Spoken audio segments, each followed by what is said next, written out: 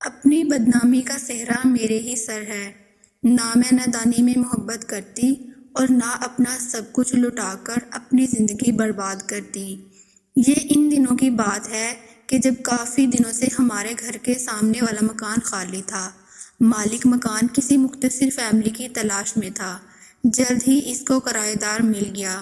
یہ کرایہ دار اسد نامی نوجوان لڑکا تھا۔ وہ نزدیکی گاؤں سے شہر پڑھنے کے لیے آیا تھا۔ وہ سارا دن باہر رہتا اور رات کو گھر آ کر پڑھائی میں مشغول ہو جاتا۔ جلد ہی پاس پڑوس والوں نے محسوس کیا کہ اس کی صحت خراب ہوتی جاتی ہے۔ جب وہ گاؤں سے آیا تھا، سرخ و سفید اور صحت مند تھا۔ بعد میں رنگت پیلی پڑنے لگی اور دبلا بھی ہوتا گیا۔ ایک روز والد صاحب کو گلی میں ملا۔ انہوں نے پوچھا، اسد بیٹے، تمہیں کیا ہوا ہے؟ کیا شہر کا پانی راس نہیں آیا جو روز بروز کمزور ہوتے جاتے ہو؟ انکل، دراصل میں صبح شام ہوٹل سے کھانا لے کر کھاتا ہوں، جبکہ مجھ کو باہر کے کھانے کی عادت نہیں ہے۔ یہی وجہ ہے کہ پیٹ خراب رہتا ہے۔ والد صاحب بولے، اگر تم چاہو تو کھانا ہمارے گھر سے کھا لیا کرو۔ طالب علموں کا بھی معاشرے پر حق ہوتا ہے۔ کھانا تو روز ہی پکتا ہے، ایک آدمی کا اس میں سے نکل جائے تو کیا فرق پڑتا ہے؟ ٹھیک ہے انکل، جب ضرورت ہوئی بتا دوں گا۔ اس گفتگو کے اگلے روز ہی معلوم ہوا کہ اسد ہسپتال میں داخل ہے۔ کسی غیر معیاری ہوٹل سے کھانا کھایا تو فوڈ پوائزننگ ہو گئی۔ کالج میں طبیعت خراب ہو گئی۔ کالج والے ہی ہسپتال لے گئے۔ چپڑاسی کو پیغام دے کر اسد نے ہمارے گھر بھجوایا تھا کہ میں فلاں ہسپتال میں داخل ہوں، میرے گھر سے اگر کوئی آ جائے تو ان کو بتا دیجیے گا۔ شاید انہی دنوں اس کے گھر سے اس کا بھائی یا کوئی رشتہ دار آنے والا تھا، تبھی اس نے یہ سندیسہ میرے والد کو بھیجا تھا۔ والد صاحب اسد کی عیادت کو ہسپتال گئے۔ وہ وہاں 5 دن داخل رہا۔ اس دن کے بعد اس کے لیے ایک ٹائم کا کھانا ہمارے گھر سے جاتا۔ جب وہ کالج سے آ جاتا تو بیل بجا دیتا، ملازم اس کو کھانا دے آتا۔ اسد نے بہت اصرار کیا کہ وہ کھانے کی رقم ہر ماہ دیا کرے گا، لیکن والد صاحب نے منع کر دیا کہ کوئی بات نہیں، ہمسایوں کا بھی حق ہوتا ہے۔ کچھ دن بعد ہمارا ملازم چھٹی پر چلا گیا۔ والد صاحب تو دکان پر ہوتے تھے، لہٰذا اب اسد کو کھانا پہنچانے کا مسئلہ تھا۔ میرا بھائی دبئی میں تھا اور گھر میں ایک چھوٹی بہن تھی جو مجھ سے صرف 2 سال چھوٹی تھی۔ اس نے تو صاف منع کر دیا کہ وہ کھانا پہنچانے اسد کے گھر نہیں جائے گی۔ والدہ نہیں چاہتی تھی کہ اسد روزانہ ہمارے گھر میں کھانا کھانے آئے، کیونکہ اس طرح لوگوں کو باتیں بنانے کا موقع مل جاتا۔ اب اس کا یہی حل تھا کہ جب وہ کالج سے آتا، بیل دے کر دروازے پر کھڑا رہتا اور کھانا لے کر اپنے گھر چلا جاتا۔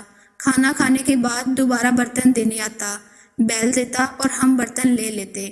بظاہر یہ آسان کام مگر خاصا مشکل تھا۔ کبھی امی فارغ نہ ہوتی تو یہ فرض مجھ کو ہی انجام دینا پڑتا۔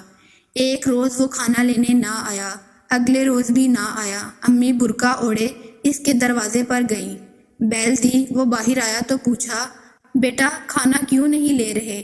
کہنے لگا، خالہ جی میری طبیعت ٹھیک نہیں ہے، بخار آ رہا ہے اور مجھ کو اسہال کی بھی تکلیف ہو گئی ہے۔ اچھا بیٹا، تو میں کھچڑی بنوا کر بھیج دیتی ہوں۔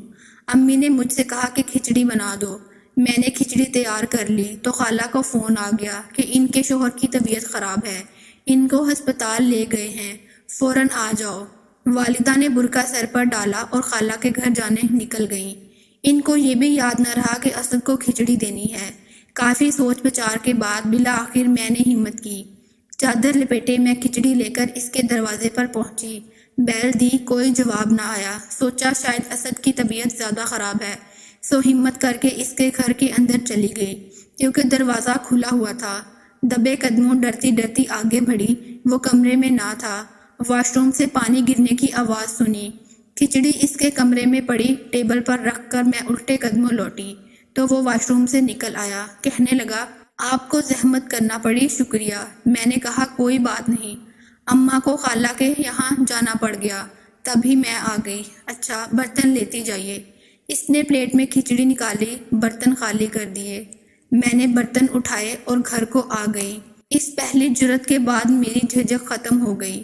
اب جب بھی میں فارغ ہوتی دروازے سے جھانکتی، اگر کوئی گلی میں ادھر ادھر نہ ہوتا تو تیزی سے اس کے گھر کے اندر چلی جاتی اور کھانا دے کر آ جاتی۔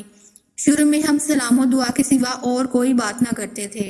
رفتہ رفتہ حجاب کم ہونے لگا اور میں ٹھہر کر اس کے ساتھ تھوڑی دیر کوئی اور ادھر ادھر کی بات کر لیا کرتی تھی۔ ابھی تک محلے والوں کو علم نہ تھا کہ میں اس سے کھانا پہنچاتی ہوں۔ ایک روز بدقسمتی سے محلے کی ایک عورت نے مجھ کو اسد کے گھر سے نکلتے دیکھ لیا۔ بس پھر کیا تھا، بات منہ سے نکلی اور کوٹھوں چڑھی۔ وہ ایک لگائی بجھائی کرنے والی عورت تھی، ہر طرف اس بات کو پھیلا دیا اور یوں سارے محلے میں بدنام ہو گئی۔ ماں نے اسکول سے اٹھا لیا اور اس ڈر سے گھر سے میرا باہر نکلنا بند کرا دیا کہ کہیں اس معاملے کی خبر میرے والد کو نہ ہو جائے۔ اب تک تو ہمارے درمیان کوئی ایسا ویسا معاملہ نہ تھا، لیکن پابندی لگی تو نہ جانے کیوں دل کو بے کلی رہنے لگی۔ محسوس ہوا کہ میرے دل میں اس کی جگہ تھی، جو اب اس کی جدائی مجھے تڑپانے لگی تھی۔ انسان پر پابندیاں لگ جائیں تو کرب کی شدت بھی دو چند ہو جاتی ہے۔ اب میں اس سے ملنے کی نئی نئی ترکیبیں سوچنے لگی۔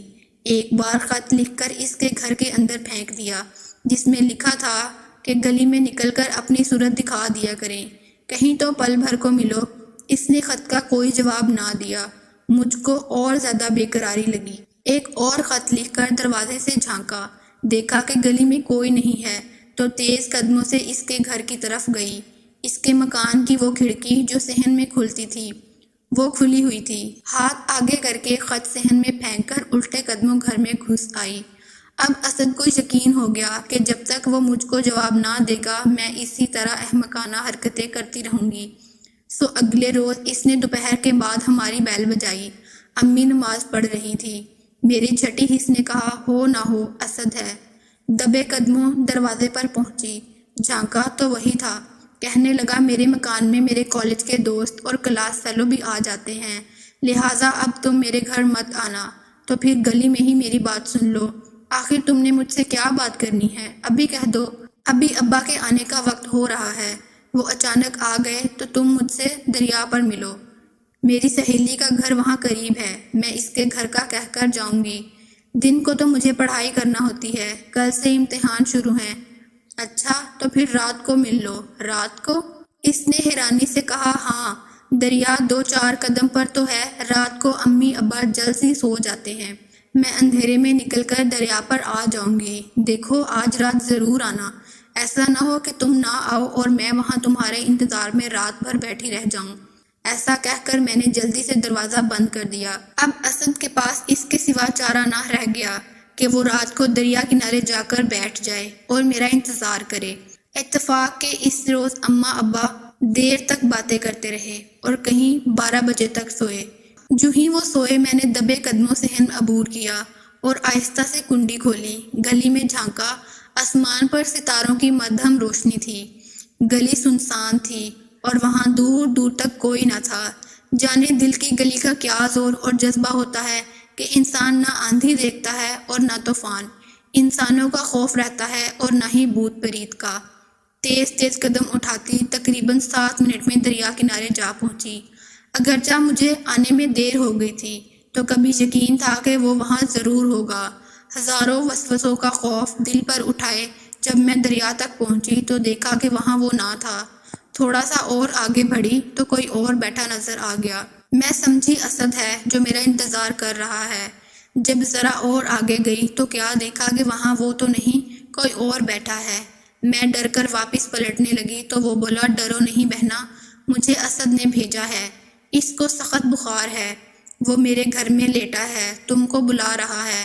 میں نے کہا رات آدھی ہو چکی ہے، اب تمہارے گھر گئی تو واپس اپنے گھر تک کب پہنچوں گی؟ میرا گھر زیادہ دور نہیں ہے، اب آ گئی ہو تو اس کی بات سن لو۔ یہ لو، اس نے پرچہ لکھ کر مجھے دیا ہے، خود پڑھ لو اگر میری بات کا یقین نہیں ہے۔ اس نے جیب سے ٹارچ نکالی اور پرچے پر ڈالی۔ میں نے پڑھا، لکھا تھا مجھ کو شدید بخار ہے، 2 گھڑی دیکھنے کو آ جاؤ۔ انداز تحریر اسی کا تھا۔ میں اس کی تکلیف کا سوچ کر تڑپ اٹھی، بغیر سوچے سمجھے اس کے دوست کے پیچھے پیچھے چل دی۔ ذرا آگے آئے تو اسکوٹر نظر آیا، وہ بولا اس پر بیٹھ جاؤ، بس 2 منٹ میں پہنچ جائیں گے، تم کو واپس بھی اسی سواری پر لے آؤں گا۔ نہ جانے کدھر کس راستے وہ مجھے لے چلا۔ اسی وقت میری مت ماری گئی تھی۔ اسد کے بخار کا سن کر اس کے پیچھے چل دی، حالانکہ مجھے واپس گھر کو پلٹ جانا چاہیے تھا۔ اسد کی سوچوں میں ایسی ڈوبی ہوئی تھی کہ اندازہ نہ ہوا کتنی دور چلی آئی ہوں۔ جب ایک مکان کے سامنے اسکوٹر رک کر اس نے اترنے کا کہا تو مجھے ہوش آیا۔ اب میں کلی طور پر اس کے رحم و کرم پر تھی۔ مکان کے اندر پہلا قدم رکھتے ہی دل نے کہا کہ تم نے یہاں آ کر بڑی غلطی کی ہے۔ دھڑکتے دل کے ساتھ آدھی رات کو میں ایک انجانے گھر میں داخل ہو گئی۔ تصور میں اسد کا پیارا چہرہ تھا اور کچھ سوچ نہ تھی۔ جب اندر گئی وہاں بستر ضرور بچھا تھا، مگر اس پر اسد نہ تھا۔ ادھر ادھر دیکھا، شاید دوسرے کمرے میں ہو۔ ابھی میں جائزہ لے رہی تھی کہ دروازہ بند کرنے کی آواز آئی۔ وہ شخص جو مجھے لایا تھا دروازہ بند کر چکا تھا۔ اتنے میں دوسرے کمرے سے 2 اور آدمی بھی آ گئے، مگر ان میں کوئی اسد نہ تھا۔ میں نے پوچھا اسد کہاں ہے؟ ان میں سے ایک بولا اسے بھول جاؤ، وہ دریا میں ڈوب چکا ہے، اب ہم ہیں تمہارے اسد۔ اس کے بعد کیا کہوں؟ قلم تو خون کے آنسوں میں ڈوب کر لکھوں تو سارے بدن کا لہو کام آ جائے گا۔ میں کتنی بے بس لڑکی، اور یہ انسان نما درندے جو قدم بنا سوچے سمجھے اٹھایا وہ مجھے کس راہ لے آیا۔ رات سر پر سے ایسے گزری جیسے ڈائن ہو، ہزاروں گدھ اور چیلیں چلاتی ہوئی کانوں میں محسوس ہو رہی تھی۔ صبح ہوئی بھی تو کتنی سیاہیاں سمٹ کر میرے دامن میں لے آئی۔ اجالا تو پھر ہوا ہی نہیں۔ میں نے اگر ایک غلطی کر لی تھی تو دوسری نہیں کرنی تھی، مگر اگلی سب سے بڑی غلطی یہ کی کہ ابا کے خوف سے صبح گھر پہنچنے کی کوئی تدبیر نہ کی۔ حالانکہ میں چاہتی تو صبح گھر چلی جاتی، جو ہوتا سو ہوتا۔ بابل کے چھت سے تو نہ جاتی، مگر میں تو وہیں بیٹھی روتی رہی، اسد کو کوستی رہی کہ اس نے یہ سب کچھ میرے ساتھ جان بوجھ کر کیا تھا۔ اسد کو کوستی رہی کہ اس نے یہ سب کچھ میرے ساتھ جان بوجھ کر کیا تھا، یا وہ خود کسی کا شکار ہو گیا تھا۔ بھول پن سے اپنے کسی دوست کو اپنا رازدار بنا کر ان کو موقع فراہم کیا تھا۔ یہ عقیدہ تو کبھی کھل ہی نہ سکا۔ گھر جاتی تو یہ عقیدہ کھلتا، لیکن گھر کس منہ سے جاتی؟ میری حالت میری بربادی کا نوحہ تھی۔ بھلا کون مجھے قبول کرتا؟ شاید ابا جان مجھ کو دیکھتے ہی شوٹ کر دیتے۔ دوپہر تک میں روتی رہی۔ وہ لوگ گھر کو تالا لگا کر چلے گئے۔ میں نے پاس پڑوس میں جھانکا اور نہ شور مچایا۔ یہی جی چاہا کہ اپنی بدنامی کا صحرا گانے سے بہتر ہے کہ یہیں پیاسی دفن ہو جاؤں۔ شام کو وہ لوگ آ گئے، کہا کہ یہاں رکنا ٹھیک نہیں ہے، کسی نے پولیس کو اطلاع کر دی ہے، ان کے ہتھے چڑھ گئے تو اخباروں میں تصویر آ جائے گی، بہتر ہے نکل چلو۔ انہوں نے نہ تو مجھے اسد تک پہنچایا اور نہ میرے گھر تک، بلکہ ایک کار میں لاہور لے آئے اور یہاں شاہی محلے میں ایک عورت کے گھر پر چھوڑ کر چلے گئے۔ اس عورت نے مجھے دلاسا دیا۔ وہ کہتی کہ مجھے ماں سمجھو، مگر وہ ماں نہیں، ماں کے نام پر دھبا تھی۔ وہ مجھے ہیرا کہہ کر متعارف کراتی تھی۔ نہ جانے کب تک یہ ہیرا اسی گندی جگہ پر بکتا کہ ایک روز ایک شخص جو وہاں اپنا دل خوش کرنے آیا تھا، میں نے اسے اپنا قصہ سنا کر التجا کی کہ مجھ کو میرے والدین تک پہنچا دو، بے شک وہ مجھے شوٹ کر دیں، اس جگہ رہنے سے تو باپ کے ہاتھوں مر جانا بہتر ہے۔ اس آدمی کو ترس آیا، اس نے مجھے میرے گھر تک پہنچا دیا۔ وہاں سب بدل چکا تھا۔ ماں میری یاد میں رو رو کر اندھی ہو چکی تھی۔ باپ یہ بے عزتی سہ نہ سکا اور دنیا سے ہی رخصت ہو گیا۔ بھائی نے دروازہ تو کھولا لیکن کوئی بھی تعلق رکھنے سے انکار کر دیا۔ وہی آدمی مجھے واپس اپنے ساتھ لے آیا، میرے سے نکاح کیا اور میں اب اس کے بچے کی ماں بننے والی ہوں۔ پر زندگی میں ایک غلطی مجھے گناہ کی ایک ایسی غار میں لے گئی جہاں صرف دلدل ہی دلدل تھی۔ مجھے میرے شوہر نے کوئی بھی طعنہ نہیں دیا، لیکن ہر دم یہ دھڑکا لگا رہتا ہے کہ یہ میرا آخری ٹھکانہ ہے بھی کہ نہیں۔